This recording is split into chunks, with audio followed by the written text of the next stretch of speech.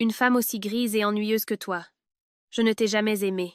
Dépêche-toi de signer cette demande de divorce. » Ces mots froids résonnèrent dans la salle d'attente impersonnelle du Centre des finances publiques. À côté de lui, une femme vulgairement vêtue souriait d'un air triomphant. Mais à cet instant, mon ex-mari n'avait aucune idée.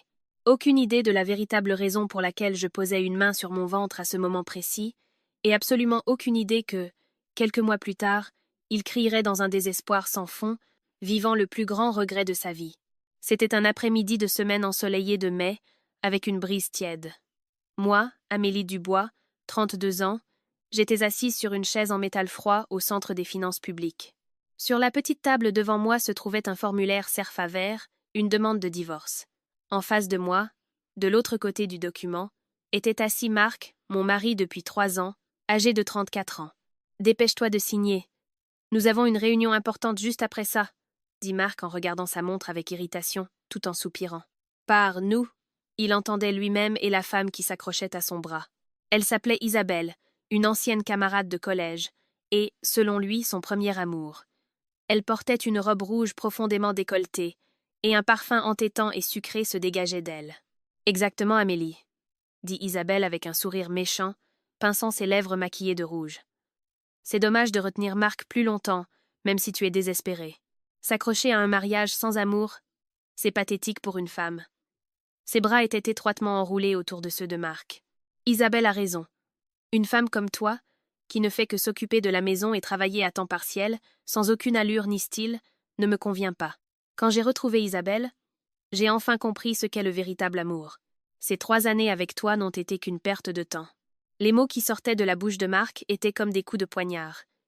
Il y a quelques mois à peine, il m'avait dit en souriant que mon bœuf bourguignon était le meilleur du monde. Maintenant, il me regardait comme si j'étais une ordure dans la rue. Sa transformation était si complète que je ne pouvais que rester assise en silence. Non, ce n'est pas tout à fait ça. Je n'étais pas silencieuse parce que j'étais triste ou choquée. Sous la table, j'avais doucement posé mes 2 mains sur mon ventre. Dans mon ventre, il y avait une nouvelle vie, enceinte de 3 mois. Ce matin même, j'étais allée à la maternité. J'avais vu une image à l'échographie et entendu le tout petit cœur battre. « Félicitations, tout a l'air parfait », m'avait dit la sage-femme. J'avais pleuré de joie et, sur le chemin du retour, je me demandais comment j'allais l'annoncer à Marc. Peut-être acheter une paire de petits chaussons de bébé et lui faire la surprise ce soir. Avec ces pensées heureuses, j'avais ouvert la porte de notre maison pour être accueillie par l'odeur du parfum d'une femme inconnue et une demande de divorce remplie, jetée sur la table du salon. « Allô, tu m'écoutes ? Ne me rends pas plus nerveux que je ne le suis déjà. » Marc frappa du poing sur la table, la faisant résonner. Quelques autres personnes dans la salle d'attente se retournèrent, surprises. Mais Marc ne se souciait pas de leur regard et me tendit un stylo à billes. « Peu importe combien tu pleures et supplies, je ne changerai pas d'avis. Aujourd'hui, Isabelle et moi allons enregistrer notre Pacs. À partir d'aujourd'hui, toi et moi, nous sommes des étrangers. » Oui, ils avaient donc l'intention de déposer leur dossier de Pacs au même guichet, juste après que j'ai déposé notre demande de divorce. Une épouse normale aurait crié et pleuré de colère face à un acte aussi égoïste et insensible. Mais j'étais étonnamment calme. C'était comme si la petite vie dans mon ventre me donnait une force étrange et une paix intérieure. Ces gens ne savent pas que je suis enceinte, et maintenant il n'y a plus aucune raison de le leur dire. Je pris lentement le stylo, et, sans la moindre hésitation, j'écrivis mon nom, Amélie Dubois, sur la ligne de signature. Puis je sortis ma carte d'identité pour confirmer mon identité. « Est-ce que ça suffit ?» demandai-je d'une voix calme en tendant le papier. Marc me l'arracha des mains. « Humph, tu aurais dû être aussi coopérative depuis le début. Viens, Isabelle, allons-y. Une fois qu'on aura déposé ça, ce sera notre tour. »« Oh, Marc, enfin nous devenons un vrai couple, » dit-elle. Le visage radieux, ils me tournèrent le dos et se dirigèrent vers le guichet. Je les regardais s'éloigner d'un œil froid. C'était fini. J'étais libre de cet homme. Juste moi et mon enfant. Nous allons vivre une vie tranquille, sans que personne ne nous dérange. Avec cette pensée, je me levai péniblement et commençai à marcher vers la sortie. C'est alors qu'une voix se fit entendre. « Attendez un peu, Amélie. » Une voix aiguë et paniquée résonna dans le local. Je me retournai et vis Marc, le visage blême, debout devant l'agent administratif, me montrant du doigt. « Putain, qu'est-ce que tu as fait de ma carte bancaire et de mes relevés de compte ?» cria Marc en se précipitant vers moi. Il semblait que la question de l'agent sur la liquidation du régime matrimonial l'avait soudainement fait craindre de perdre de l'argent. Les relevés de compte, je les ai laissés sur la table du salon ce matin. La carte bancaire était à côté, répondis-je calmement. Marc me fixa avec des yeux injectés de sang. Ne mens pas. Je sais exactement comment tu es. Tu as sûrement transféré en secret mon argent sur ton propre compte. Vide ton sac ici et maintenant, pour que tout le monde puisse voir. Isabelle intervint avec un sourire triomphant. Mon Dieu. Amélie. Quelle classe. Tu as vécu de l'argent de Marc tout ce temps. Tu devrais pouvoir partir avec juste les vêtements que tu as sur le dos. Les gens autour de nous chuchotaient, mais je restais silencieuse et immobile. Cette obsession maladive pour l'argent, c'était la principale raison pour laquelle j'avais complètement renoncé à une vie avec lui. Dès le début de notre mariage, Marc était un mari typique de la violence psychologique. Il travaillait dans une PME et aurait dû avoir un revenu décent pour son âge. Mais l'argent pour le ménage que je recevais était une somme dérisoire de 250 € par mois. C'est moi qui trime et qui gagne l'argent. Toi, tu ne fais que te prélasser à la maison. Tu devras te débrouiller avec ça. Sinon, tu n'as qu'à te trouver un travail, était son commentaire constant. Je m'occupais parfaitement de la maison et pris un emploi à temps partiel au supermarché du coin. Presque tout mon salaire passait dans la nourriture et les produits de première nécessité. Il n'y avait jamais d'argent pour des vêtements ou du maquillage pour moi.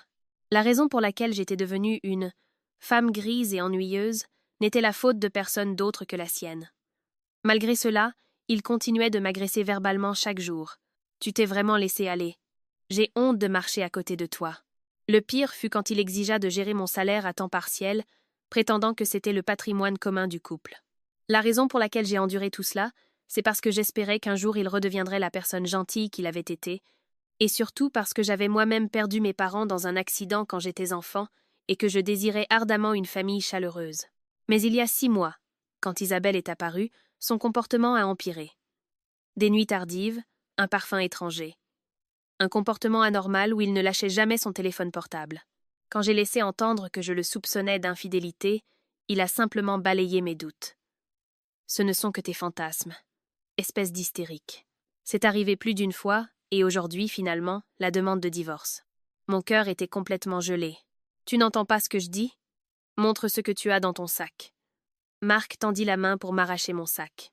Je reculai rapidement et dis d'une voix glaciale. Je peux te le montrer, mais tu vas le regretter. Sais-tu combien il reste sur ton compte? Ces derniers mois, tu es sorti faire la fête avec Isabelle presque tous les soirs. Séjourner dans des hôtels de luxe.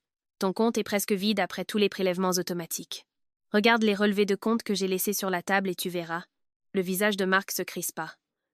Isabelle le regarda d'un air qui disait « Quoi? De quoi tu parles? J'ai encore ma prime de fin d'année. Tu n'as pas vu la dernière facture de carte de crédit? Elle est arrivée, détaillée et claire. Je l'ai aussi laissée sur la table. Je leur tournai le dos et partis. Cette fois, pour de bon, vers la sortie. Derrière moi, j'entendis la voix aiguë d'Isabelle. « Marc, qu'est-ce que ça veut dire? Tu n'as plus d'argent ?» Et la réponse paniquée de Marc. « Non, ce n'est pas vrai. » Elle ment. Mais je n'avais aucune envie de me retourner. D'abord, je devais retourner à l'appartement et emballer mes affaires. D'un pas lourd, je pris le bus vers la maison que nous avions partagée. J'avais déjà emballé un peu en secret entre mes heures de travail, donc il ne restait que quelques cartons avec mes vêtements à déménager. Quand j'ouvris la porte, aucune trace de Marc, seulement le désordre d'une vie laissée derrière. Sur la table du salon, le relevé de compte et la facture de carte de crédit, exactement comme je l'avais dit. « Adieu », murmurai-je en posant une main sur mon ventre. L'entreprise de déménagement viendrait demain. Ce serait ma dernière nuit ici. Avec mes dernières économies de l'époque où j'étais célibataire, j'avais loué un petit appartement dans une autre ville. Là-bas, mon enfant et moi allions recommencer à zéro.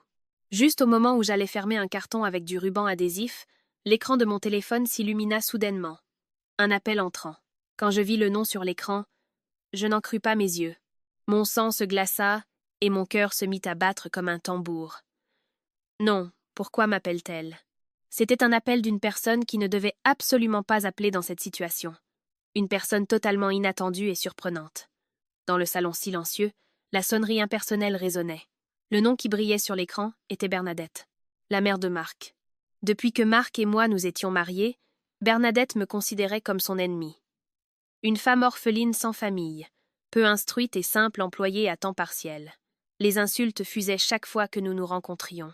Quand j'en parlais à Marc, Il balayait simplement le sujet. Maman ne pense pas à mal.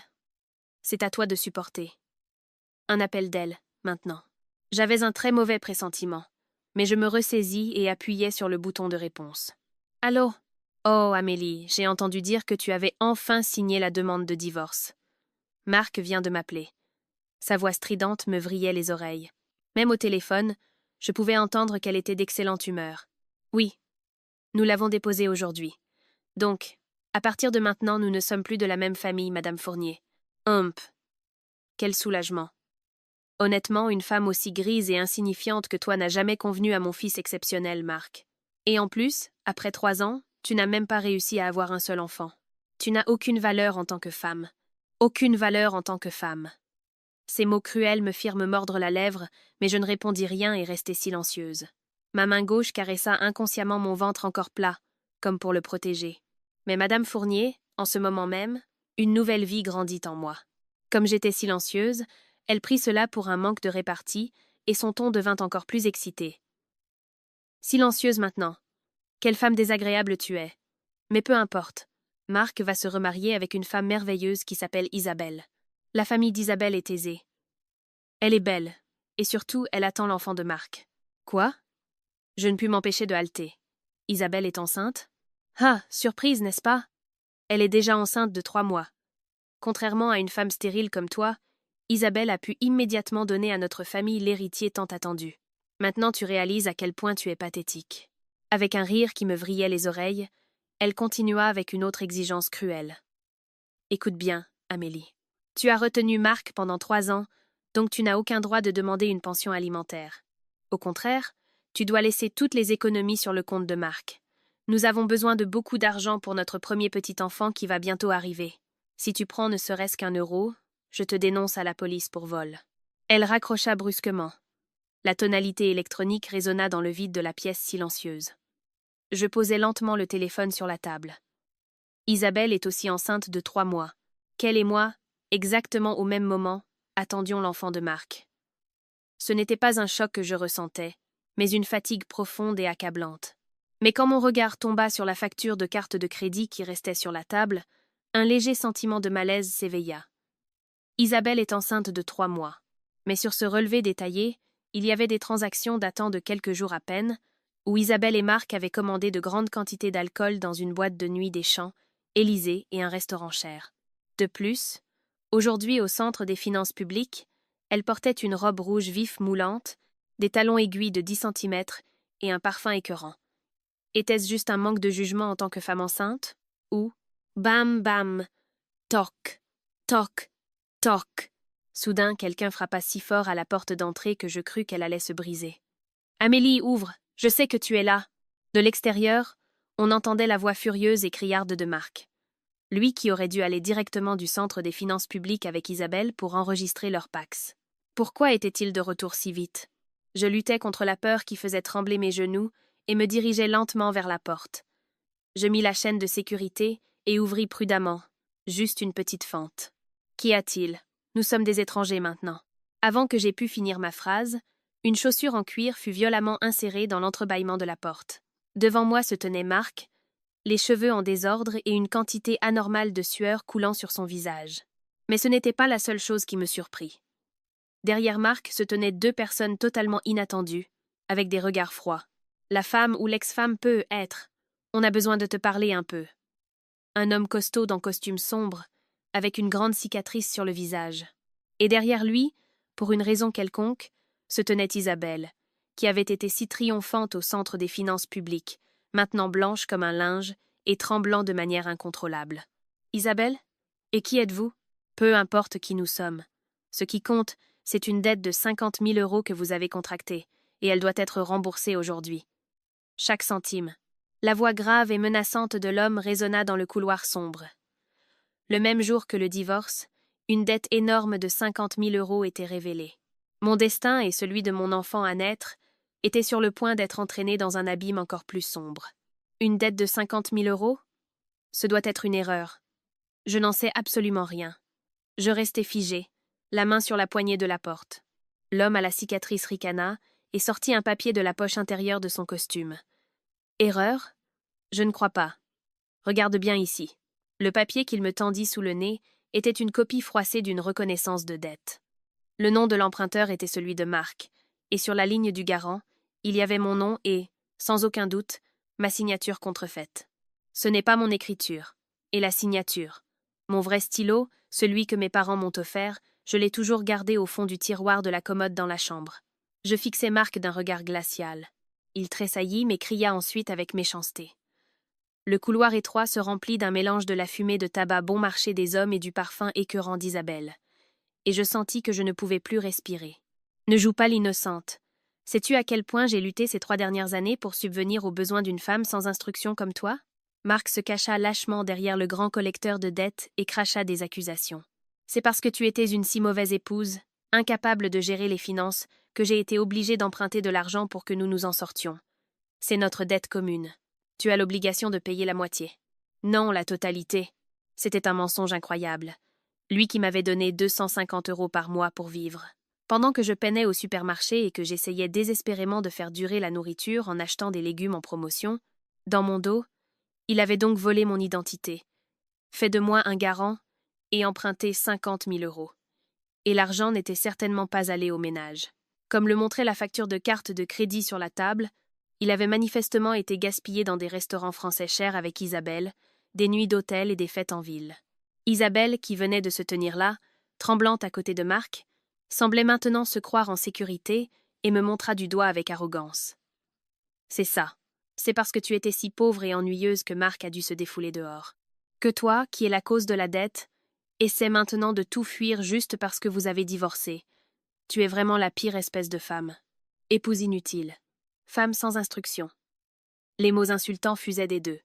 Dans une situation aussi injuste, une personne normale se serait effondrée, aurait crié « Ne soyez pas ridicule. C'est vous qui avez contracté la dette pour faire la fête avec votre maîtresse » et serait passée à l'attaque. Mais je restais étrangement silencieuse. Cet homme est vraiment pourri jusqu'à la moelle. La colère et la tristesse avaient disparu, et il ne restait qu'un profond mépris et un dégoût qui remplissaient mon cœur. Un désespoir d'avoir porté l'enfant d'un homme aussi misérable. Mais en même temps, une forte détermination à protéger seule la petite vie dans mon ventre à tout prix. La main gauche doucement posée sur mon ventre, je fixai Marc avec un regard aussi froid que si je regardais des ordures au bord de la route. Mon silence étrange. Marc l'interpréta comme de la peur et de l'impuissance, et il continua avec des mots encore plus méprisants. « Vous entendez?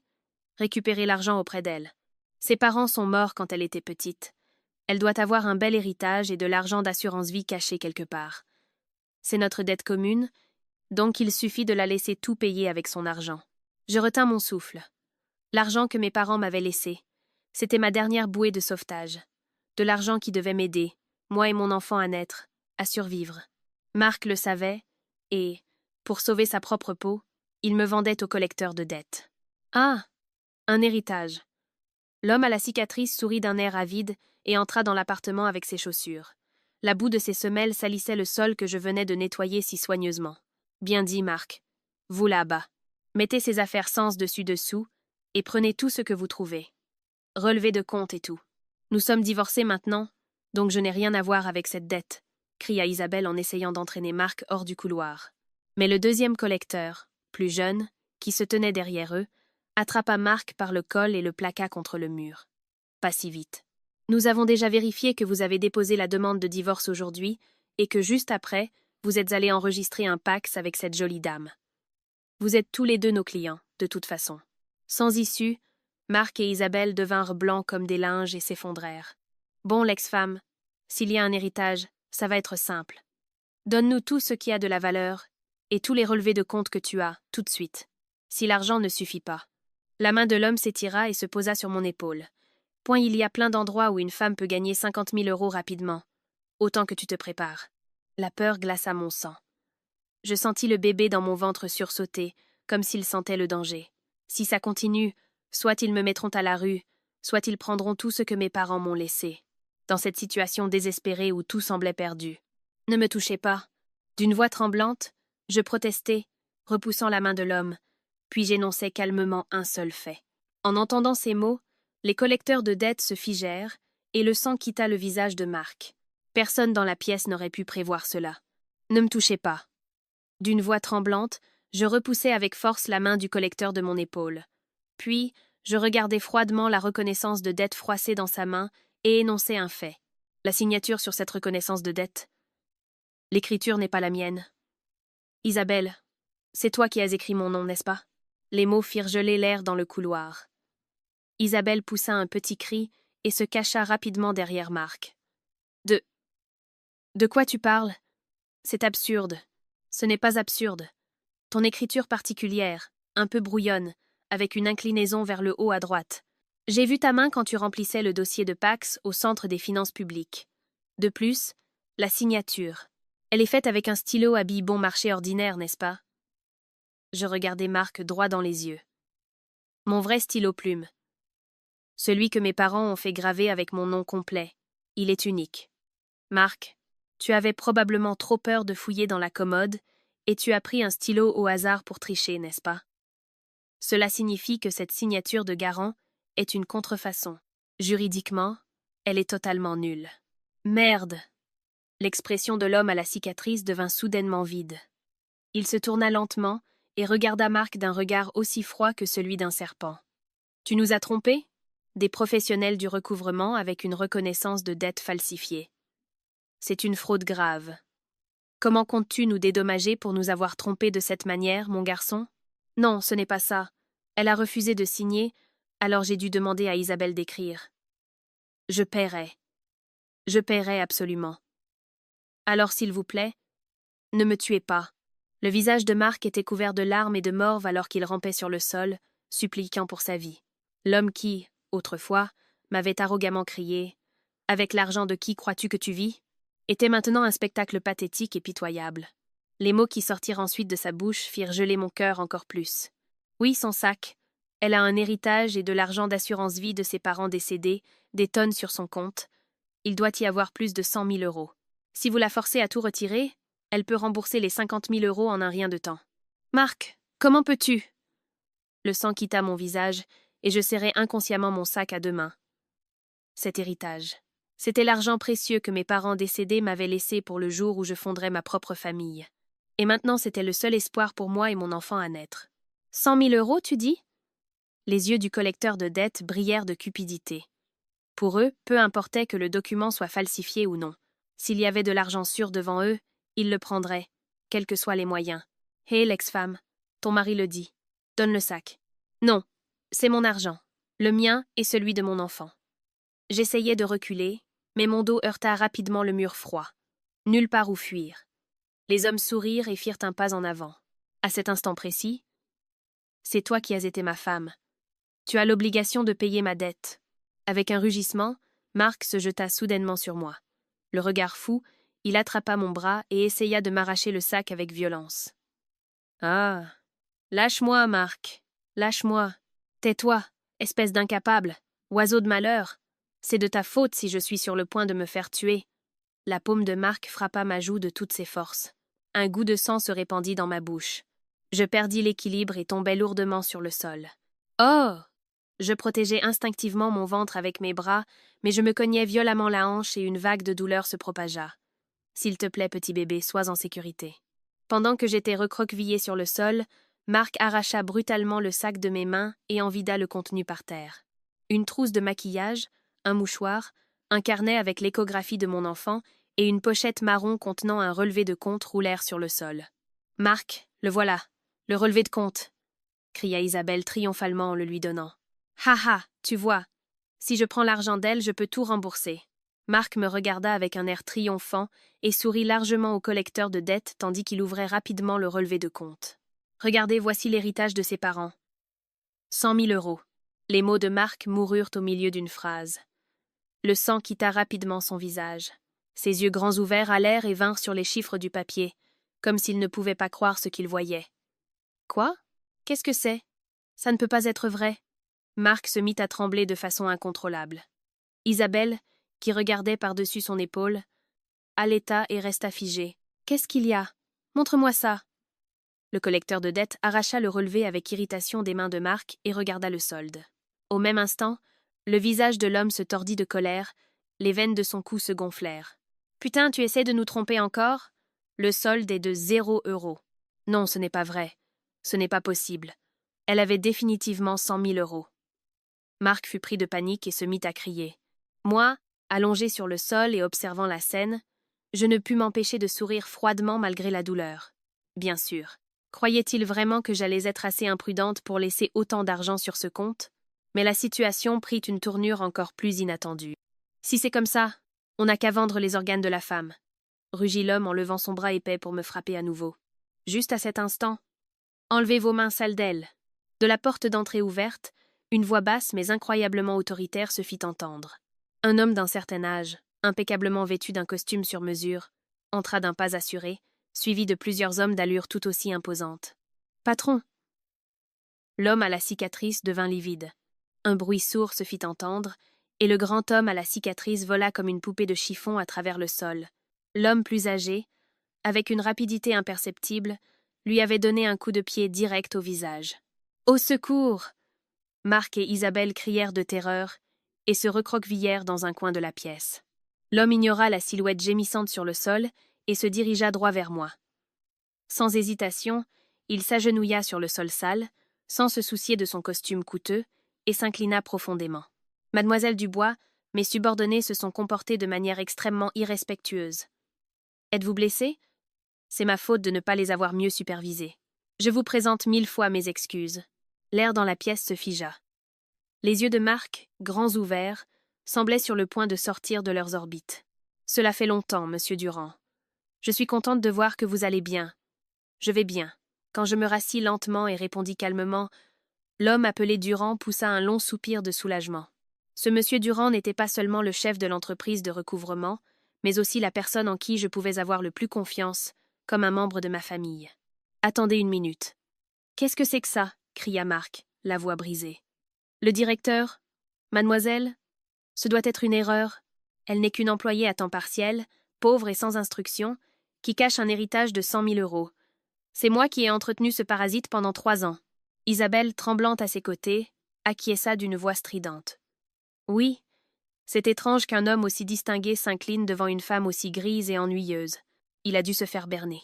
Parasite, femme grise. » Les insultes habituelles fusaient de leur bouche, mais je ne ressentis aucune colère. Juste un regard de pitié pour eux deux, et je les fixai en silence.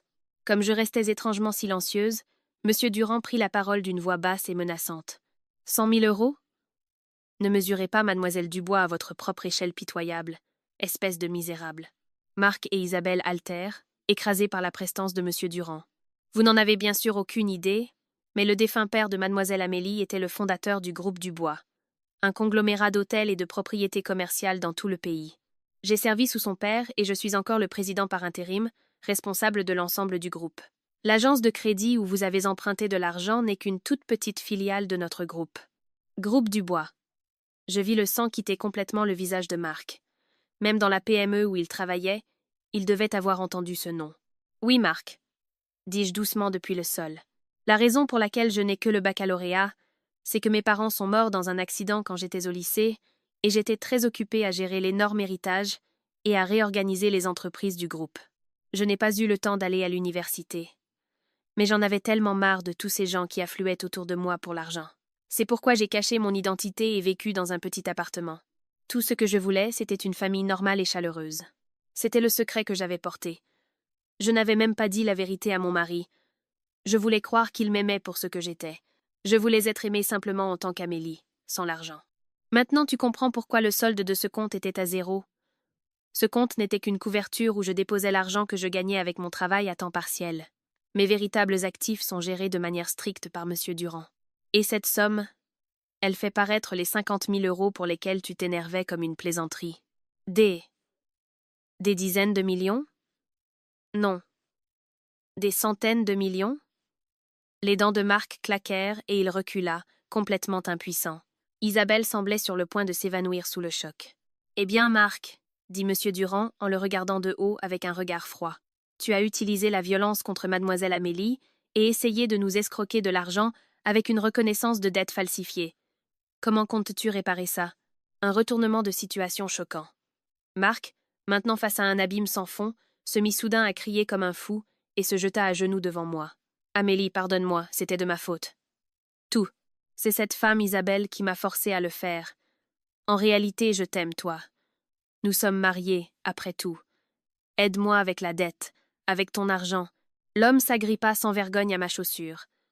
Je repoussai froidement sa main et dis d'une voix glaciale. Je t'ai dit de ne pas me toucher. Et d'ailleurs, nous avons divorcé il y a quelques heures. Nous sommes des étrangers maintenant. Et, tu sais, Marc, j'ai ramassé une échographie qui était tombée de mon sac. J'ai demandé à M. Durand d'enquêter sur un autre secret que vous aviez. L'enfant dans le ventre d'Isabelle. Est-ce vraiment ton enfant? Quoi? Marc se figea et le visage d'Isabelle, qui se tenait à proximité, se couvrit d'une sueur anormale. Isabelle, qu'est-ce qu'elle veut dire? L'enfant dans ton ventre n'est pas le mien?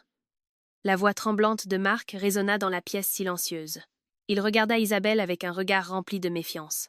Elle transpirait abondamment et ses lèvres pâles tremblaient. Ce n'est pas vrai. Amélie ment. Celui que j'aime, c'est seulement toi, Marc. Arrête avec ces excuses pathétiques. Nous avons toutes les preuves. C'est M. Durand qui interrompit froidement les paroles d'Isabelle. Il claqua des doigts, et l'un de ses subordonnés en costume jeta une épaisse enveloppe marron devant Marc. Des dizaines de photographies nettes et un rapport détaillé d'un détective privé s'en échappèrent. Isabelle, ou plutôt Isabelle Leroy. Nous avons déjà confirmé que ces derniers mois, tu as eu des relations avec plusieurs autres hommes que Marc. De plus, lorsque tu as visité la maternité le mois dernier, ce n'est pas Marc qui t'accompagnait, mais ce jeune barman sur cette photo. Sur les photos éparpillées sur le sol, on voyait clairement comment Isabelle, bras dessus bras dessous avec un autre homme tape, à l'œil, entrait joyeusement dans une maternité. Sur une autre photo, on les voyait entrer ensemble dans un hôtel bon marché. Qu'est-ce que c'est que ça? Isabelle. Ce n'est pas vrai, n'est-ce pas? Marc ramassa faiblement une photo et regarda Isabelle avec un visage comme s'il avait été jeté dans le plus profond abîme du désespoir. Face à des preuves irréfutables qu'il était impossible de nier, Isabelle bougea les lèvres comme un poisson rouge pendant quelques secondes, mais ensuite le masque de la victime innocente tomba. « Bon, si vous savez déjà tout, ça ne sert à rien de nier, » dit soudain Isabelle avec un soupir vulgaire, regardant froidement Marc. « Oui, c'est l'enfant du barman le plus en vogue de Saint-Germain-des-Prés. Mais il n'a pas d'argent et a dit qu'il ne pouvait pas s'en occuper. Alors j'ai pensé que j'allais te faire croire, toi qui étais si amoureux de moi, que tu étais le père. Une fois que nous serions pacsés, tout serait réglé. Tu m'as trompé? C'est l'idiot qui se laisse tromper. » Continua Isabelle d'une voix encore plus stridente, couvrant Marc d'insultes. « Honnêtement, un homme radin et ennuyeux comme toi, avec juste un tas de fierté ridicule. Tu crois vraiment que je pourrais t'aimer pour de vrai? Si je pleurais un peu et que je prétendais qu'Amélie était méchante avec moi, tu m'invitais directement dans des restaurants chers. Tu n'étais qu'un distributeur automatique pratique. Distributeur automatique. La vérité brutale de la femme pour qui il avait tout sacrifié. » Marc tomba à genoux, se prit la tête entre les mains et gémit. « Moi, pour cette femme, j'ai pris un prêt et quitté Amélie. Exactement. Il y a quelques heures, tu as quitté l'héritière immensément riche du groupe Dubois pour moi. Une femme endettée qui porte l'enfant d'un autre homme. Quel idiot incroyablement grand tu es. » Alors que le rire méprisant d'Isabelle résonnait, je restais appuyée contre le mur, étrangement silencieuse. Je ne ressentais même pas de colère. Je regardais simplement le spectacle infernal devant moi avec des yeux glacials. « Mademoiselle Amélie, nous ne pouvons pas vous laisser voir plus de ce théâtre de mauvais goût. Nous allons nous occuper de ces deux-là et nous assurer qu'ils rendent des comptes. » Monsieur Durand fit un signe de tête à ses hommes. Les hommes robustes attrapèrent Marc et Isabelle. « Non, lâchez-moi. Je n'ai rien à voir avec ça. Non. Amélie, aide-moi. Je t'aime. Recommençons. » Le visage couvert de larmes et de morve, Marc me tendit désespérément la main. Je regardai froidement sa main et ouvris la bouche. « Recommencer? Continue de rêver. Tu passeras le reste de ta vie à expier tes péchés. Annihilation complète. » Les deux qui m'avaient tourmenté allaient maintenant tomber dans les ténèbres. « C'est fini, pensai-je en poussant un long et lourd soupir. Juste à ce moment. « Marc, maman est là pour aider. » La porte d'entrée déjà entr'ouverte fut violemment ouverte. Là se tenait Bernadette, avec 2 grands cartons de déménagement vides dans les mains et un large sourire aux lèvres. Elle semblait totalement inconsciente de la situation anormale dans la pièce, avec des hommes aux allures de gangsters partout et son fils bien-aimé qui pleurait par terre. « Oh, la porte est ouverte. Allez. Jetez les affaires de cette pauvresse par la fenêtre. Et au fait, Amélie, donne-moi ton relevé de compte avec ces 100 000 euros. On en a besoin pour notre adorable petit enfant. D'une voix joyeuse, la belle-mère entra dans la pièce, mais ses mots moururent au milieu d'une phrase. Son regard tomba sur les yeux perçants de M. Durand, sur Isabelle qui tremblait et sanglotait, et sur son fils dont le visage était déformé par le désespoir. Qu'est-ce qui se passe? L'arrivée ignorante de la belle-mère allait plonger la situation dans un chaos encore plus grand. Qu'est-ce qui se passe? Avec les cartons vides dans les bras, ma belle-mère cligna des yeux, confuse. La pièce était remplie d'une atmosphère anormale, avec un homme âgé en costume de luxe et des hommes effrayants qui ressemblaient à des gangsters. Mais la belle-mère, qui ne comprenait rien à la situation, ouvrit la bouche après quelques secondes, sur la base d'une méprise totale. « Ah, vous devez être l'entreprise de déménagement bon marché qu'Amélie a engagée. Écoutez, même si vous n'êtes pas cher, vous ne pouvez pas vous promener en ressemblant à des gangsters. Ça dérange les voisins. » Les hommes de M. Durand se regardèrent, stupéfaits. « Et ne restez pas là à rien faire. Dépêchez-vous de sortir les affaires de cette femme. Et toi, Amélie ?» La belle-mère entra dans la pièce avec ses chaussures, me montra du doigt et cria d'une voix stridente. « Tu es encore assise par terre. Quelle femme impolie et simplette tu es. Comme je te l'ai dit au téléphone. Donne-moi ces 100 000 € de l'héritage de tes parents que tu caches. Donne-moi tout, maintenant. C'est pour les futurs frais de subsistance de Marc et Isabelle, pour notre adorable petit enfant. C'est ta punition pour avoir parasité Marc pendant 3 ans. Femme inutile, parasite de bas étage, rends l'héritage. » Les insultes fusaient, mais je ne ressentis même pas l'envie de répondre et je me contentais de la regarder d'un regard glacial et restais silencieuse. Les 2 mains serrées sur mon ventre, comme pour protéger mon enfant. Mon silence, la belle-mère l'interpréta comme de la peur et elle poursuivit sa tirade. « Qu'est-ce que tu regardes? Tu n'as aucune éducation parce que tu es orpheline? Une femme stérile comme toi ne peut même pas se comparer à Isabelle. N'est-ce pas, Isabelle? Attends, Isabelle, pourquoi trembles-tu là-bas? » La belle-mère découvrit enfin Isabelle, qui tremblait et sanglotait dans un coin de la pièce, et à côté d'elle, son fils qui pleurait la tête dans les mains. « Marc, que s'est-il passé? Pourquoi pleures-tu? Est-ce que ces déménageurs t'ont fait quelque chose? » La belle-mère se précipita vers Marc. « Alors, tais-toi, espèce de vieille ignorante et vulgaire. » La voix de M. Durand était si froide et effrayante qu'elle fit vibrer l'air de la pièce. La belle-mère sursauta de peur et laissa tomber les cartons qu'elle tenait. « Qu'est-ce que c'est que ça? Un simple déménageur qui parle comme ça à un client? Maman, s'il te plaît, arrête. Je t'en supplie. Ne dis plus rien. » C'est Marc qui cria d'une voix folle. Il s'agrippa à la cheville de sa mère depuis sa position agenouillée. « Marc, qu'y a-t-il?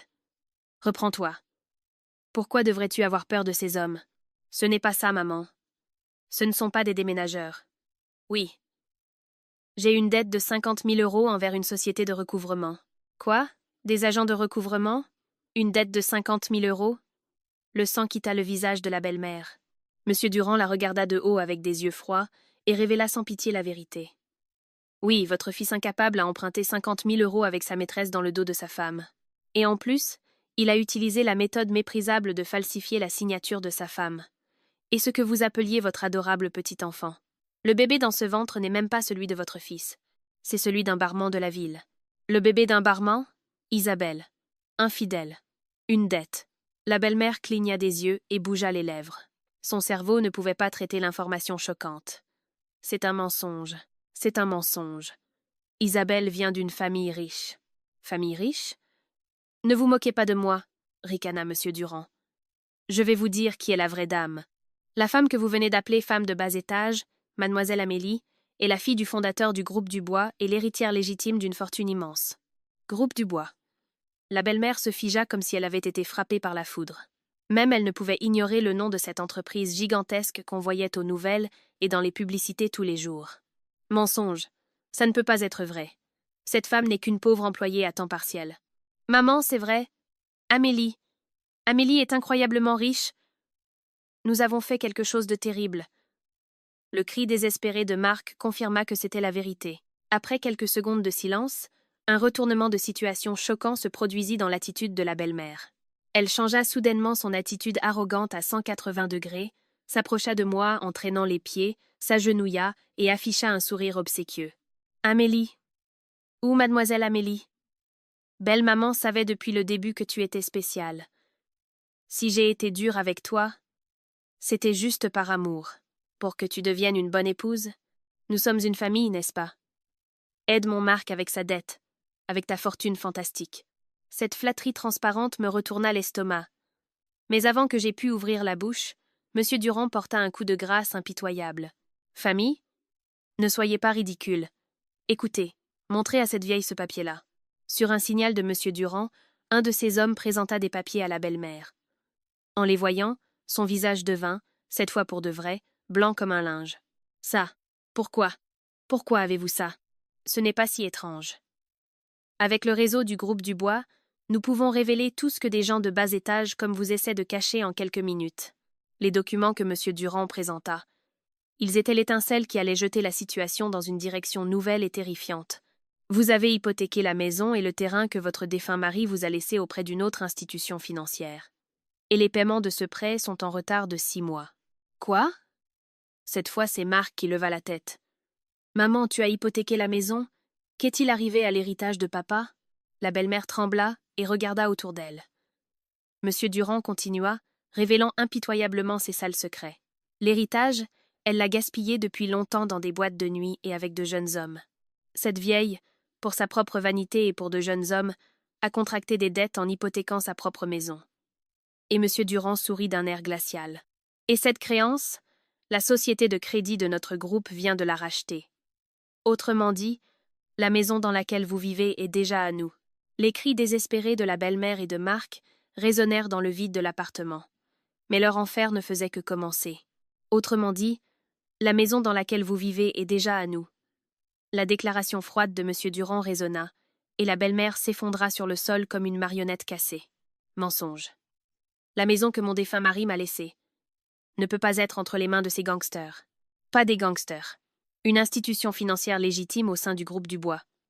Vous avez volontairement cédé le titre de propriété pour payer vos factures de boîte de nuit, n'est-ce pas? Alors que M. Durand la repoussait avec dégoût, Marc, le visage rouge, se tourna vers sa mère. « Maman, tu as dit que tu gardais l'héritage de papa pour mon avenir. Tu l'as gaspillé avec un barman et tu as perdu la maison aussi. Qu'est-ce qui va m'arriver? Tais-toi! C'est parce que tu n'as pas fait carrière rapidement et que tu ne m'as pas permis de vivre une vie confortable que j'ai cherché du réconfort auprès d'un homme plus jeune. » La belle-mère devint furieuse, mais sa colère se tourna bientôt vers Isabelle. « Oui, tout est de la faute de cette femme. Amélie, c'est toi qui as créé ces faux documents pour piéger notre famille. Espèce de femme orpheline et sournoise, que tu sois la fille d'un Dubois est un mensonge. » Bien qu'elle soit acculée, la belle-mère continua à déverser des insultes. Je la regardais simplement d'un regard aussi froid que la glace, comme si je regardais un animal pathétique, et ne répondis pas. Mon silence rendit la lutte désespérée de la belle-mère encore plus pathétique. « Je t'ai dit de te taire, vieille peau !» M. Durand fit un pas en avant, et la belle-mère cria et recula. Dans la main de M. Durand, il y avait une photographie qu'il avait prise de l'épaisse enveloppe marron de l'enquête d'infidélité. Une vipère jusqu'au bout. Bernadette. L'homme pour qui tu as hypothéqué ta maison pour pouvoir lui offrir des tours de champagne tous les soirs. C'est cet homme du club Stardust à Saint-Germain-des-Prés, n'est-ce pas? M. Durand jeta nonchalamment une photo sur le sol. On y voyait un jeune homme aux cheveux blonds, coiffé de manière extravagante, et portant un costume à paillettes blanches. En voyant cette photo, non seulement la belle-mère, mais aussi Isabelle, qui tremblait dans un coin, écarquillèrent les yeux et haltèrent. Léo, en entendant ce nom, la belle-mère se tourna, choquée. Pourquoi? Pourquoi connais-tu le nom de mon Léo? Ton Léo? De quoi parles-tu? Léo est mon petit ami.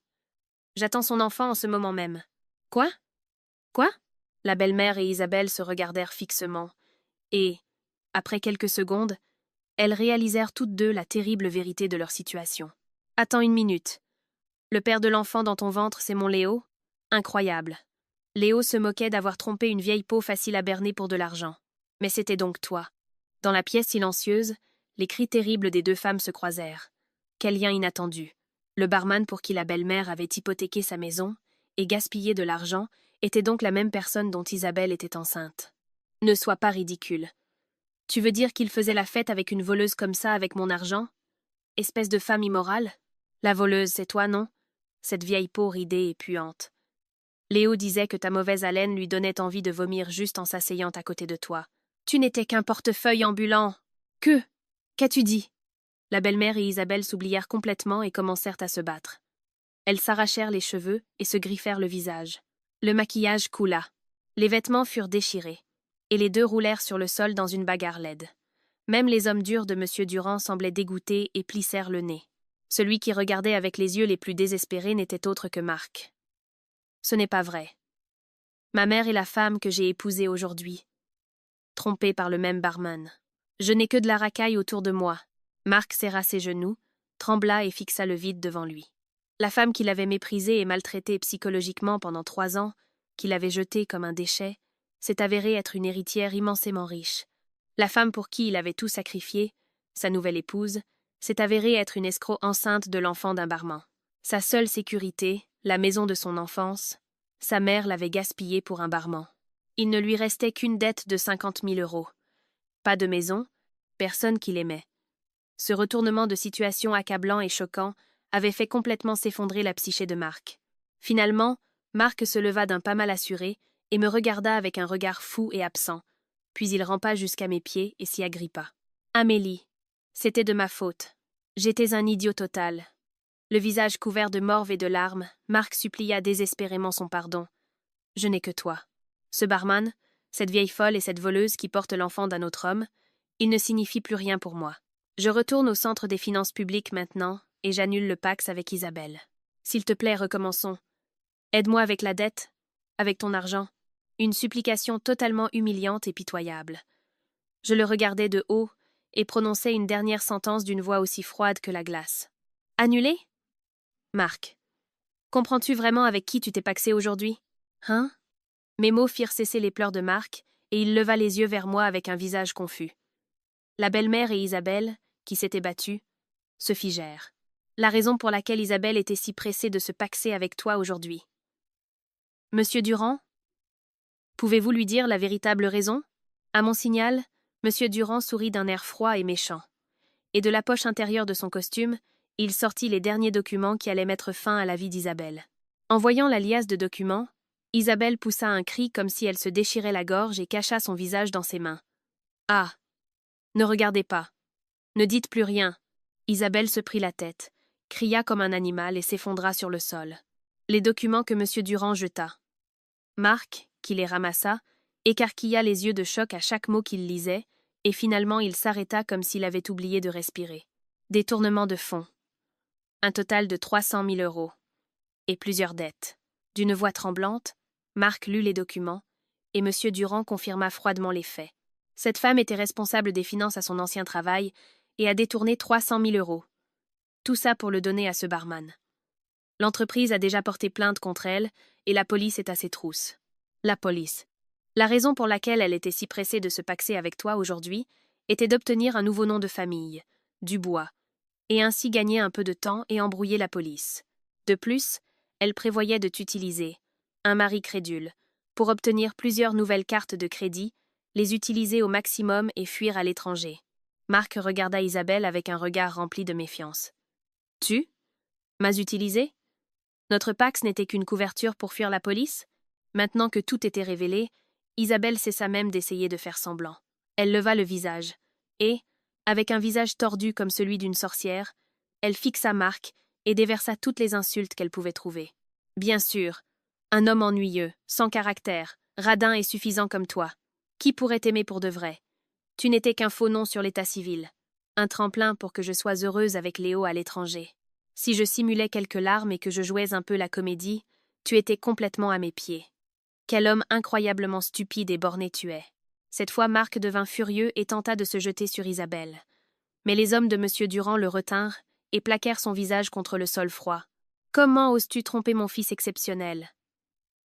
Je ne te pardonnerai jamais, espèce de voleuse. » La belle-mère cria et tenta également de se jeter sur Isabelle, mais fut rapidement maîtrisée. Une femme qui l'avait trompée et utilisée, et une mère qui avait vendu la maison de son enfance pour sa propre vanité. Leur silhouette pitoyable et criarde. J'étais appuyée contre le mur et je regardais d'un regard aussi froid que la glace. Un silence profond. Justement parce que je ne disais rien et que je me contentais de les regarder de haut, leur misère devenait encore plus palpable. Qu'ai-je fait? Marc, le visage pressé contre le sol, pleura des larmes de désespoir. Il y a quelques heures, il s'était cru un gagnant. Il avait quitté sa femme ennuyeuse pour une femme jeune, belle et riche d'une bonne famille. Mais en réalité, il s'était pacsé avec une criminelle qui avait détourné 300 000 euros, contracté une dette de 50 000 euros et perdu sa maison. Amélie, aide-moi. Je vais divorcer d'elle immédiatement. Annuler le Pacs. La dette de 50 000 euros. J'ai encore mon travail. Je suis un cadre performant dans une PME. Je vais trimer comme une bête et rembourser petit à petit. S'il te plaît, épargne juste ma vie. Marc s'accrocha pathétiquement à son titre pitoyable. En entendant ces mots, je ne pus m'empêcher de ricaner. Mon rire silencieux fit sursauter Marc. Cadre performant. Marc, tu ne sais vraiment rien de ta propre entreprise, hein? Tu aurais dû lire un peu plus attentivement le journal d'entreprise. Quoi? Le journal d'entreprise? Monsieur Durand soupira avec pitié et prit le relais. Le trèfle Sarl, l'entreprise où tu travailles, a été racheté par le groupe Dubois le mois dernier en raison de sa faible rentabilité et est maintenant une filiale à 100%. Et Monsieur Durand sourit d'un air diabolique. Autrement dit, le véritable patron et principal actionnaire du trèfle Sarl en ce moment, c'est mademoiselle Amélie qui se tient là. Bah, c'était comme si je pouvais entendre le bruit d'un fusible qui saute dans le cerveau de Marc. Mon entreprise appartient à Dubois. Et le patron, c'est Amélie. Donc, si je dis simplement à Monsieur Durand, licencier Marc Fournier avec effet immédiat, ton joli petit titre disparaît en une seconde. Juste au moment où je prononçais froidement ces mots, le son de sirène se rapprocha de l'extérieur de l'appartement. Les sirènes hurlantes devinrent de plus en plus fortes et s'arrêtèrent sans hésitation juste devant la maison. La police? Non, je ne veux pas être arrêtée. Isabelle cria hystériquement et tenta de fuir vers la porte, mais dans la porte déjà ouverte se tenaient plusieurs policiers aux mines sévères.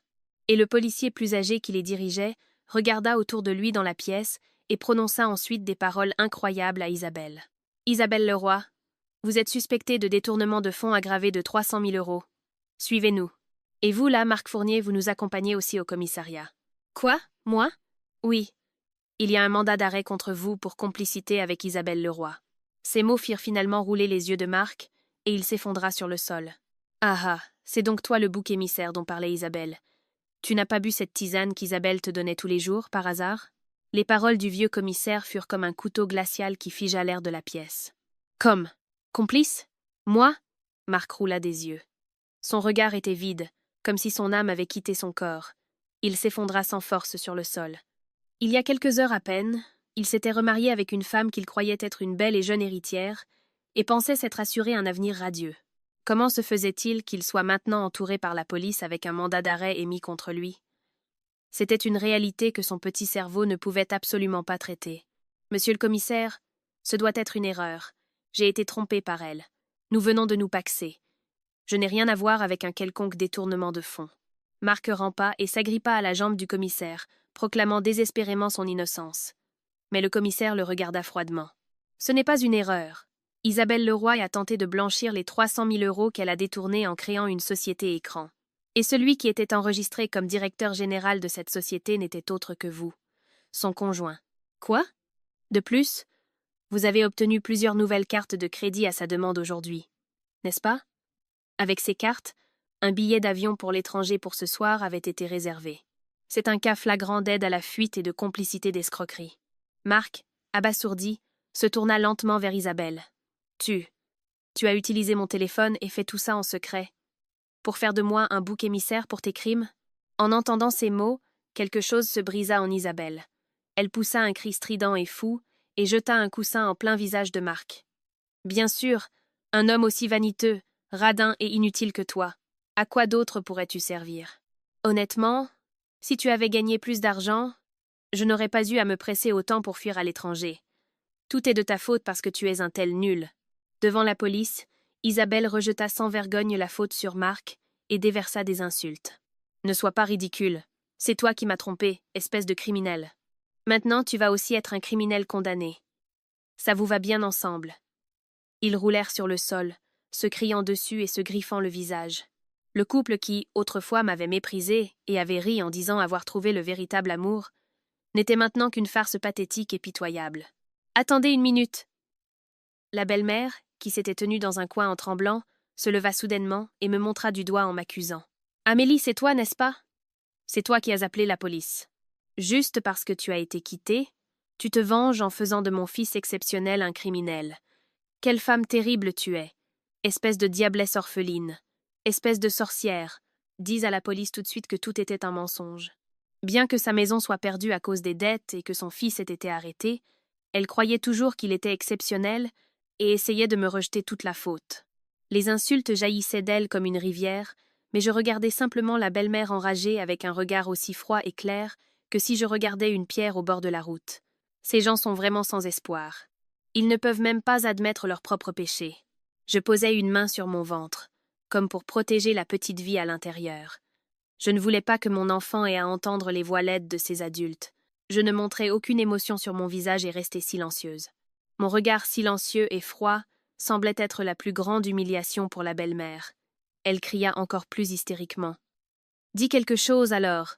Quel vacarme, vieille peau. » C'est la voix basse et autoritaire de M. Durand qui brisa mon silence. Il s'inclina légèrement devant le policier. « Monsieur le commissaire, merci pour votre intervention. Il y a en fait un chef d'accusation supplémentaire contre eux. »« Ah oui? Monsieur Durand ?» Président par intérim du groupe Dubois. De quoi s'agirait-il? Il semblait que M. Durand et la direction de la police s'étaient déjà concertés. M. Durand tendit la reconnaissance de dette de 50 000 € qu'il avait prise aux hommes plus tôt.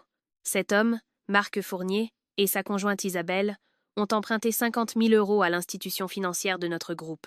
À cette occasion, ils ont utilisé le nom et la signature de Mademoiselle Amélie sans autorisation et ont falsifié l'engagement de garantie. Faux et usage de faux et escroquerie. Ce sont des crimes graves. Encore plus de sang quitta le visage de Marc. Complicité de détournement de fonds, aide à la fuite, et maintenant aussi faux en écriture. Il n'y avait plus de retour en arrière possible. Je vois. Les preuves sont plus que suffisantes. Emmenez-les tous les deux. Sur l'ordre du commissaire, les policiers robustes attrapèrent Marc et Isabelle et leur tordirent les bras derrière le dos. « Lâchez-moi, je suis enceinte. J'ai un bébé dans le ventre. » Isabelle se débattit, essayant d'utiliser sa grossesse comme un bouclier. Mais ce ne fut nul autre que Marc qui la rejeta froidement. « Ce gamin n'est pas le mien. C'est le gamin d'un barman. Ne sois pas ridicule. Ne m'entraîne pas là-dedans. Tais-toi. Ne me compare pas à toi. » Clic. Clic. Le son froid et impersonnel du métal résonna 2 fois dans l'appartement. C'était le son de lourdes menottes argentées qui étaient placées sur les poignets de Marc et d'Isabelle. « Oh, ma vie. » Marc fixa ses menottes, et, comme si un fil s'était cassé, il s'effondra et pleura des larmes de désespoir.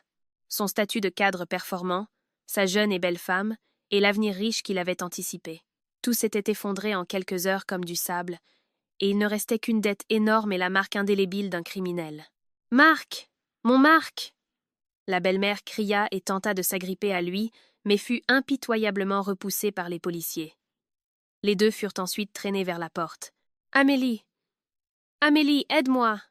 Je t'aime! » Je regardai le dos pathétique de Marc et attendis en silence que la porte se ferme.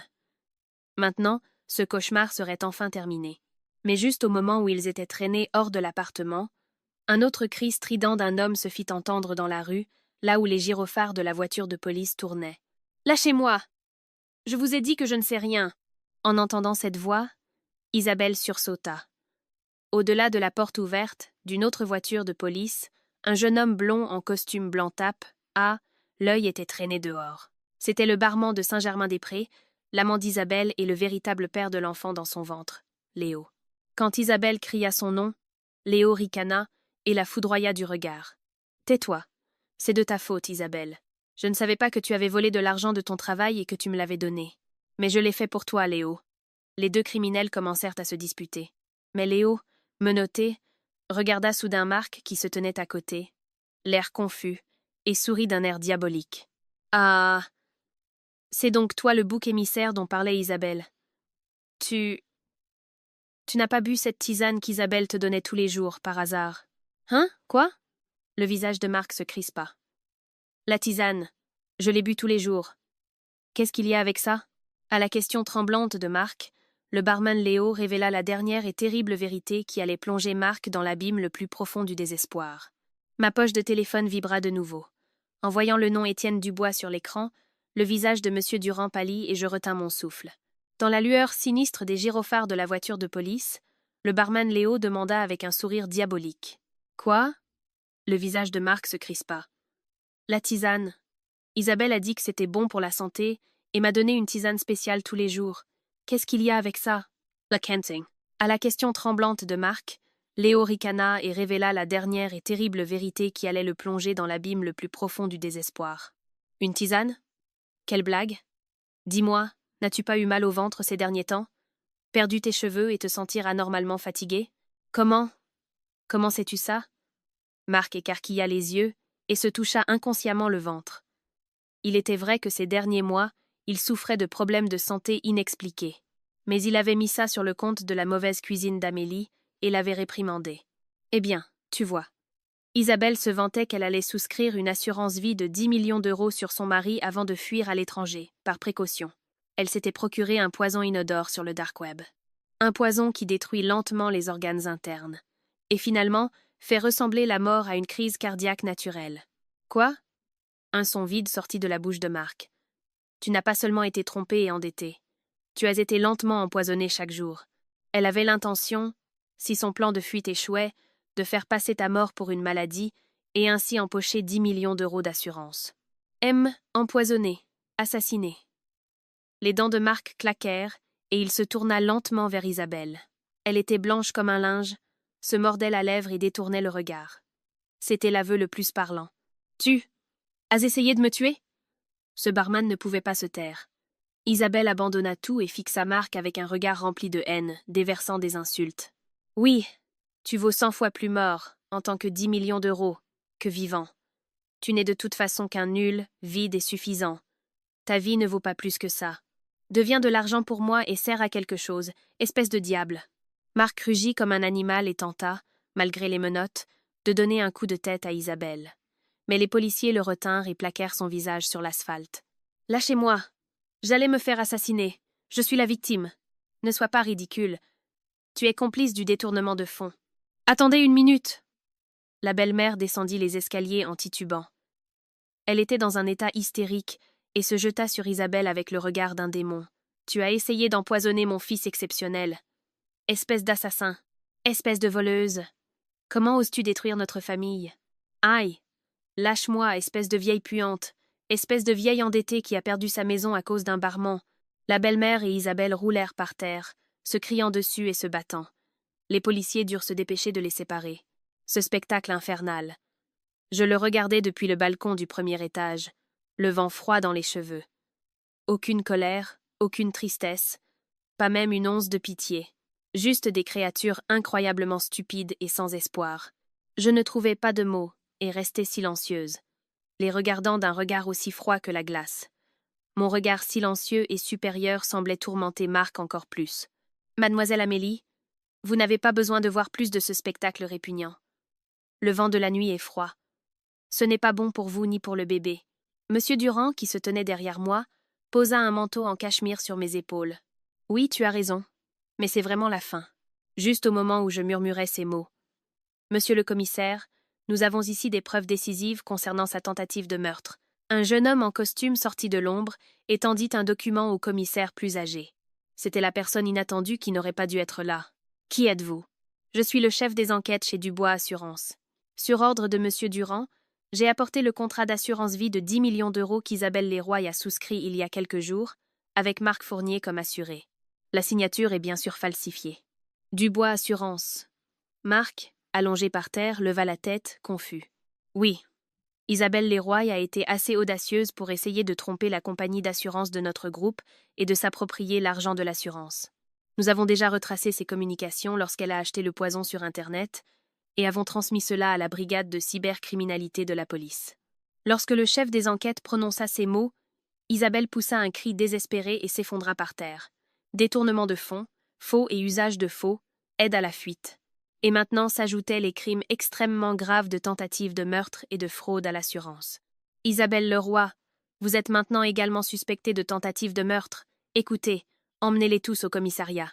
Marc Fournier sera emmené à l'hôpital par précaution pour un lavage d'estomac et des tests sanguins.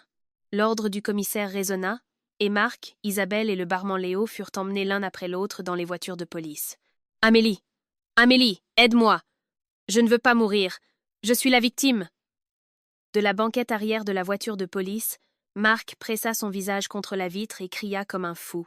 Je descendis lentement les escaliers et croisai son regard pour la dernière fois à travers la vitre de la voiture. Marc me regarda avec des yeux suppliants, son visage déformé par les larmes et la morve. « Marc, pendant les 3 ans où tu m'as méprisée comme une femme incapable et m'as tourmentée avec 250 € par mois pour vivre, je t'ai préparé à manger tous les jours avec des légumes en promotion. J'ai tout fait pour toi. » Ma voix calme se fondit dans l'air de la nuit. « Mais tu m'as quitté pour une femme qui a essayé de t'empoisonner. C'est le résultat du véritable amour que tu as toi-même choisi. » Un gémissement silencieux sortit de la gorge de Marc. « Adieu. Ne te montre plus jamais devant moi. » Alors que je lui tournais froidement le dos, la voiture de police démarra avec des sirènes hurlantes dans l'obscurité de la nuit. Tout était fini. Je posai une main sur mon ventre et poussai un long et profond soupir. « Mademoiselle Amélie, tout est réglé. Notre voiture vous attend. » Monsieur Durand s'inclina profondément. Juste à ce moment, mon téléphone vibra à nouveau. Sur l'écran, le nom d'une autre personne effrayante qui n'aurait absolument pas dû appeler aujourd'hui. En voyant le nom, le visage de Monsieur Durand pâlit et je retins mon souffle. Mon téléphone vibra de nouveau. En voyant le nom Étienne Dubois sur l'écran, Étienne Dubois. C'était le grand-père de mon défunt père. Le fondateur légendaire qui avait bâti de ses propres mains le groupe Dubois. Et pour moi, mon seul lien de sang vivant, mon grand-père. Il avait pris sa retraite et était censé se trouver dans sa maison de campagne à Neuilly-sur-Seine. Un appel de sa part si tard dans la soirée ne pouvait signifier qu'une chose, une situation de crise. « Mademoiselle Amélie, c'est du vieil homme ?» Même le grand monsieur Durand se tenait aux gardes, à vous, des perles de sueur sur le front.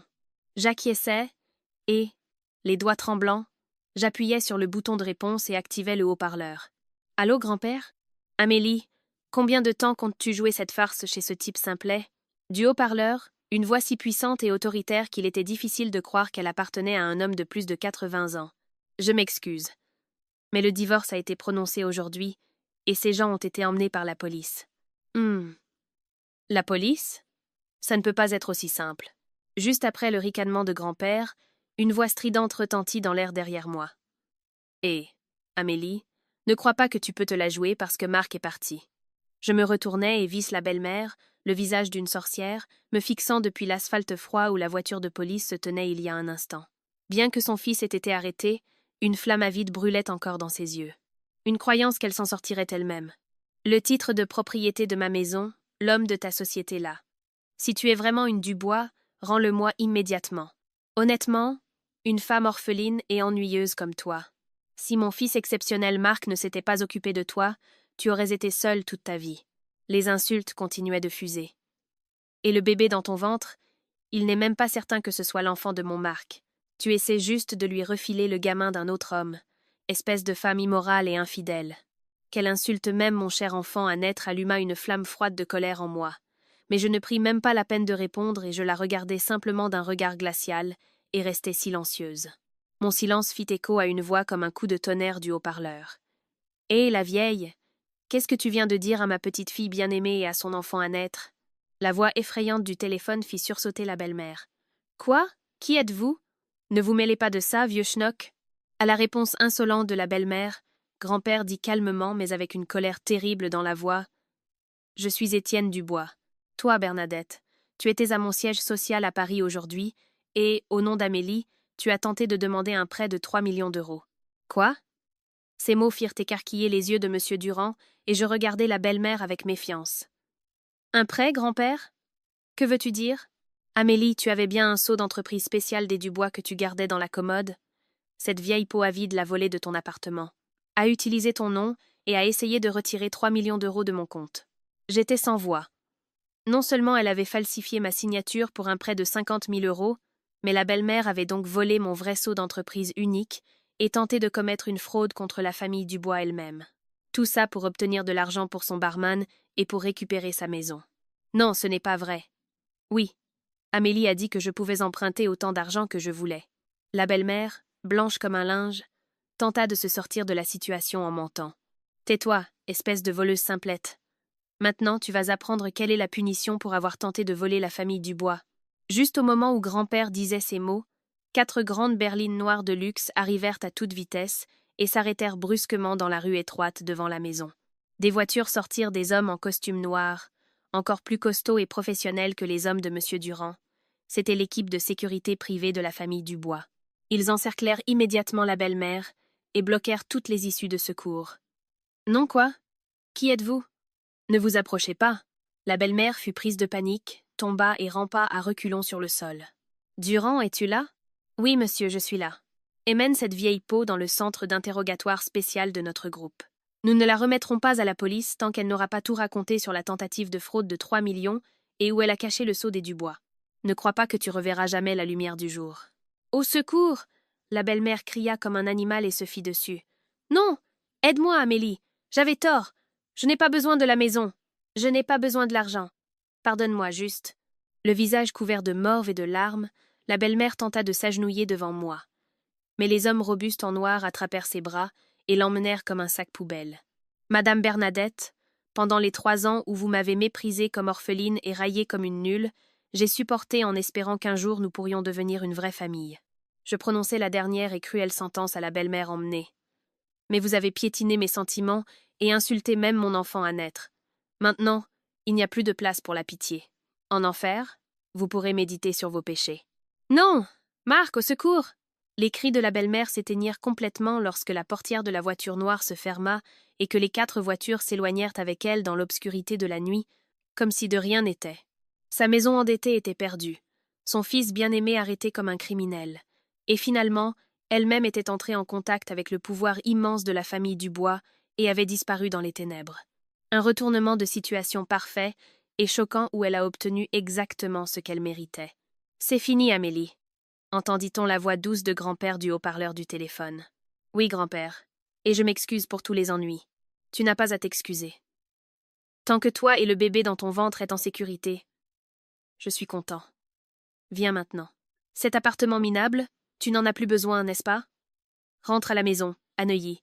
J'ai fait préparer ce fraisier que tu aimes tant pour t'attendre. Le fil de force que j'avais tenu si fermement pendant 3 ans se rompit soudainement. Les larmes coulant sur mes joues, je répondis d'une voix tremblante. Oui, je viens. Je rentre à la maison. Monsieur Durand sourit d'un air soulagé et amical et m'ouvrit la portière. Je montai dans la voiture chaude et laissai l'appartement froid et sale derrière moi. Ainsi se termina mon mariage infernal de 3 ans. Ou plutôt, pour moi, c'était la fin. Mais pour Marc et Isabelle, qui avaient été emmenés, ce n'était que le début de leur véritable enfer. Quelques semaines plus tard, sous le soleil chaud de Neuilly, j'apprendrai de M. Durand leur sort tragique. Dans le vaste jardin japonais de la résidence de la famille Dubois à Neuilly-sur-Seine, la lumière éclatante du soleil d'été tombait et les feuilles d'érable verte ondulaient dans le vent. J'étais assise sur la véranda, maintenant enceinte de 7 mois, caressant amoureusement mon grand ventre rond. Plusieurs mois s'étaient écoulés depuis cette nuit infernale. « Mademoiselle Amélie, comment allez-vous » D'un pas silencieux, M. Durand arriva avec un verre de jus de fruits frais. « Oui, tout va très bien. » Grand-père regarde les échographies tous les jours avec un sourire niais. Je ris, et M. Durand sourit doucement. Mais son expression redevint rapidement celle, froide et professionnelle, du président par intérim. Et il ouvrit un épais classeur. Aujourd'hui, le sort final de ces fous a été décidé, alors je suis venu faire mon rapport. Marc, Isabelle, le barman Léo et la belle-mère qui avaient été emmenés par les gardes de sécurité des Dubois cette nuit-là. Que leur était-il arrivé? Je mis de côté toute compassion et écoutai en silence. D'abord, Isabelle Leroy. Elle a été condamnée à 15 ans de prison pour détournement de fonds aggravé de 300 000 €, faux et usage de faux, ainsi que tentative de meurtre et fraude à l'assurance contre Marc Fournier. Quinceans. Oui. Même en prison, elle crie apparemment. Je ne suis pas comme ces femmes simples. Je viens d'une famille riche. Mais son attitude arrogante a provoqué la colère des autres détenus, et elle est apparemment victime de harcèlement sévère et obligée de nettoyer les toilettes à main nue tous les jours. Isabelle, qui m'avait autrefois raillée comme simple, pataugeait maintenant elle-même dans la vraie lit. De plus, elle avait fait une fausse couche peu de temps après son arrestation. Elle avait tout perdu et ne ferait désormais que vieillir derrière les barreaux. Ensuite, le barman Léo. Il a été arrêté pour recel de biens volés, mais nous l'avons juridiquement contraint de rembourser la totalité de la somme de 300 000 € via les canaux secrets du groupe Dubois. Mais il n'a pas d'argent, n'est-ce pas? Non. C'est pourquoi il a maintenant été envoyé dans l'une des mines de notre groupe à l'étranger, où il est contraint de travailler jour et nuit. Il ne pourra plus jamais porter ce costume blanc à paillettes.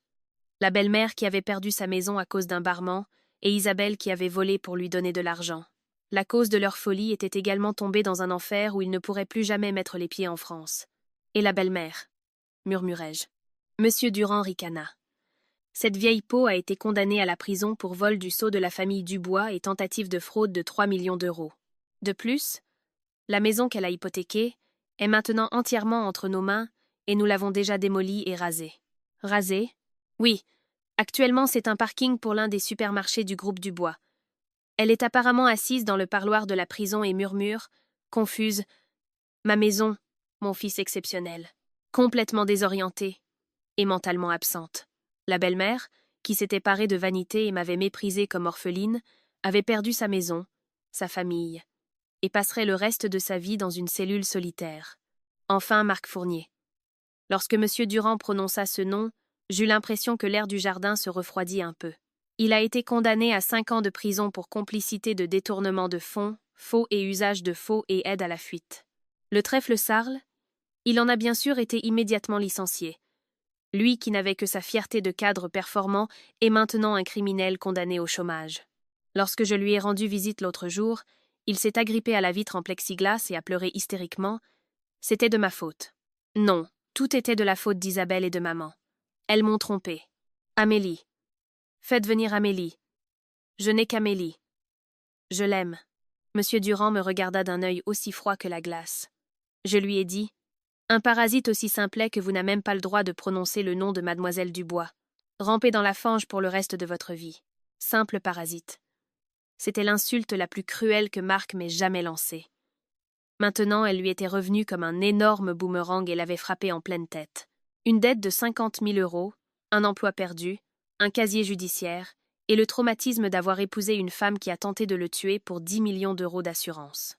Même après avoir purgé sa peine, il n'aurait ni travail, ni maison, ni mère, et serait contraint de ramper au fond de la solitude et du désespoir pour le reste de sa vie. Une chute totalement pathétique et parfaite pour l'homme qui m'avait harcelé psychologiquement, m'avait donné 250 euros par mois et m'avait quitté pour sa propre vanité. « Mademoiselle Amélie, que souhaitez-vous ? Si vous souhaitez une punition supplémentaire pour eux ?» demanda doucement M. Durand. Je posais mon verre de jus et levais les yeux vers le ciel bleu. Aucune colère. Pas même une once de vengeance ne restait. « Non, ça suffit. Merci, M. Durand. En êtes-vous sûr ? Oui. Ils ne font plus partie de ma vie. Même penser à eux est une perte de mon temps. » Mon silence, calme et fort. C'était une déclaration de victoire absolue où je les avais complètement relégués au passé. En entendant mes mots, M. Durand s'inclina profondément avec un mélange de soulagement. « Je comprends. Alors tout est vraiment fini maintenant. » Juste à ce moment, pouf. Je sentis un coup de pied vigoureux dans mon ventre. Comme si le bébé partageait ma joie que tout ce qui était sombre soit maintenant terminé. Un bébé fort. J'ai hâte de te rencontrer. Le cœur rempli d'amour. Je caressais mon grand ventre. Tous les vieux liens étaient rompus. À partir d'ici commençait une nouvelle histoire pleine d'espoir, juste pour moi et mon enfant. Avec cette conviction, la verdure du jardin brillait encore plus clairement à mes yeux. Le long et dur hiver était terminé, et c'était un beau jour de printemps, lorsque Paris se colorait des fleurs de cerisier rose pâle. Dans la plus belle clinique privée du groupe Dubois, dans une chambre spéciale de la maternité, un cri de bébé puissant retentit. En sueur, je reçus la petite vie chaude qui fut posée sur ma poitrine et la tint dans mes bras. Une fille en bonne santé de 2 kilogrammes. Au moment où je frottais ma joue contre la sienne, douce, les larmes coulèrent. Tu as été si courageuse. Merci d'être venue à nous. Il y a presque un an, dans ce hall infernal du Centre des finances publiques, où j'avais seule caressé mon ventre. Maintenant, je pouvais enfin, sans que personne ne me dérange, tenir le bonheur absolu dans mes bras. Quelle beauté! Mon arrière-petite-fille. Dans la pièce, grand-père fit irruption, ayant complètement perdu sa dignité habituelle, le visage couvert de larmes et de morve. « Vieil homme, taisez-vous. Mademoiselle Amélie et le bébé sont fatigués. Mais je ne peux pas non plus m'arrêter de pleurer. Mademoiselle Amélie, toutes mes félicitations. » Même le monsieur Durand, habituellement glacial, avait les yeux rouges et gonflés, et s'essuyait à plusieurs reprises le visage avec un mouchoir. Leur réaction était si drôle que je ris à travers mes larmes. « Grand-père, monsieur Durand, Merci beaucoup. Elle s'appellera Stella, car elle est une étoile d'espoir qui a illuminé ma vie en cette belle saison. Stella. Stella. Un beau nom. Stella Dubois. Je protégerai cet enfant de ma vie, déclara puissamment grand-père. Et la pièce se remplit d'un rire chaleureux. Quelques jours plus tard, alors que nous étions toutes les deux en bonne santé et sur le point de sortir, M. Durand me tendit une vieille boîte en bois. Mademoiselle Amélie, il y a en fait quelque chose que l'on m'a demandé de vous donner lorsque vous auriez accouché, de la part de certaines personnes. Quelque chose que je devais recevoir? Curieuse, j'ouvris la boîte. À l'intérieur, il y avait une bague de bébé en platine magnifiquement gravée et une vieille lettre. En voyant l'écriture sur l'enveloppe, je retins mon souffle. Ça, c'est l'écriture de papa et maman. Oui, quelques jours avant qu'ils ne périssent dans ce malheureux accident. Ils m'ont confié ceci. Pour le jour où Amélie deviendrait mère. J'ai attendu ce jour. Les mains tremblantes, j'ouvris la lettre. Il y avait des mots remplis d'un amour débordant pour moi. À notre chère Amélie. Quand tu liras cette lettre, tu es sûrement une mère merveilleuse. Il y aura des moments difficiles et tristes à venir, des nuits où quelqu'un te dira des choses méchantes et où tu auras l'impression de te perdre. Mais n'oublie pas, pour nous, tu es le trésor le plus précieux du monde entier. Il y a toujours des gens autour de toi qui t'aiment et te protègent. Crois en toi et, avec la petite vie dans tes bras, construis ta propre famille heureuse. Nous veillerons toujours sur toi depuis le ciel. De papa et maman. Papa, maman, orpheline, simple, stérile, aucune valeur en tant que femme. Les insultes maudites que cet homme et sa mère m'avaient lancées tous les jours. Il y avait des jours où j'avais ressenti un profond désespoir, et je me demandais si j'étais vraiment une personne sans valeur. Mais maintenant, ce message d'amour de mes parents, qui traversait le temps, pansait doucement les dernières blessures de mon cœur et les faisait disparaître complètement. J'avais des parents qui m'avaient aimé inconditionnellement. J'avais grand-père et M. Durand qui me protégeaient de toute leur force. Et maintenant, dans mes bras, ma fille chérie dormait paisiblement. Des jours pauvres dans cet appartement où tout était sur le point de m'être enlevé, j'avais maintenant tout reçu, et j'étais entourée d'un amour débordant. Y a-t-il un retournement de situation plus choquant que celui-ci? Je pressais la lettre contre ma poitrine et embrassais doucement les cheveux de Stella. Aucun mot n'était nécessaire. Aucune colère, aucune tristesse n'était plus là. Juste une sécurité absolue, chaleureuse et satisfaite. Dans la lumière printanière qui filtrait par la fenêtre, je me laissais envelopper par un silence incroyablement paisible. « Venez, mademoiselle Amélie, rentrons à la maison. Grand-père attend avec le plus beau fraisier. » Monsieur Durand me parla doucement. « Oui, rentrons à la maison. Notre vraie maison. Amélie Dubois, 33 ans. Le jour où j'ai divorcé de cet homme, j'étais enceinte de 3 mois. Ma vie, qui a commencé au plus profond du désespoir, rencontre maintenant le printemps le plus radieux. » Avant de monter dans la voiture, je me retournai et levai les yeux vers les fleurs de cerisier tourbillonnantes contre le ciel bleu. Je ne penserai plus jamais au visage de ces fous. Adieu, mon ancien moi. Et bonjour, mon nouveau moi, Estella. Je serrai la petite vie dans mes bras et fis un pas ferme vers un avenir rempli de lumière.